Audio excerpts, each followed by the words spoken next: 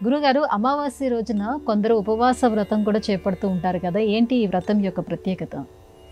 అమావాస్య సోమవారం వస్తే అమావాస్య సోమవతి వ్రతం అనే పేరిట ఉపవాస వ్రతం కొనసాగించాలి, శివారాధన చెయ్యాలి అని మనకు పద్మపురాణం వివరిస్తుంది. వామన పురాణంలో కూడా అమావాస్య సోమవతి వ్రతం, భవిష్యోత్తర పురాణంలో కూడా ఈ వ్రత ప్రస్తావనలు ఉన్నాయి. అయితే అమావాస్య నాడు ఉపవాసం తండ్రి మరణించిన వారు మాత్రమే చెయ్యాలి. తల్లి జీవించిన వారు ఉపవాస వ్రతం, తల్లి తండ్రి ఇరువురు జీవించి ఉన్నవారు కుమారులు కుమార్తెలు ఉపవాస వ్రతం అమావాస్య రోజున చేయరాదు. కొందరికి ఉపవాసం శనివారం ఉపవాసం ఉంటుంది, ఆదివారం ఉపవాసం ఉంటుంది. వారంలో ఏదో ఒక రోజు వారు ఉపవాసాన్ని పాటిస్తూ ఉంటారు.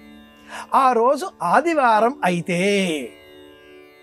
ఉపవాసం కదా, శనివారం అయితే ఉపవాసం వ్రతం పాటిస్తాం కదా.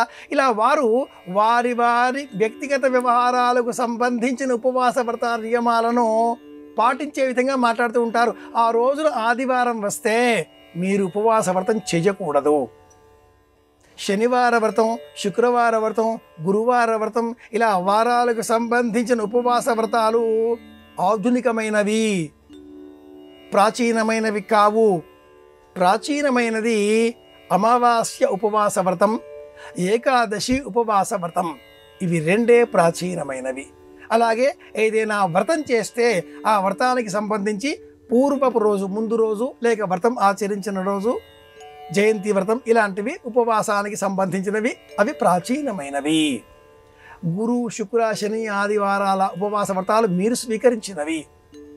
అమావాస్య ఉపవాస వ్రతం తల్లి తండ్రి లేనివారు పాటించాలి, ఉన్నవారు పాటించకూడదు. అమావాస్య కాబట్టి రాత్రి ఉపవాసం పాటించకుండా ఏదో ఒకటి గ్లాసు మజ్జిగ అయినా స్వీకరించి నిద్రించాలి. ఇది శాస్త్రం.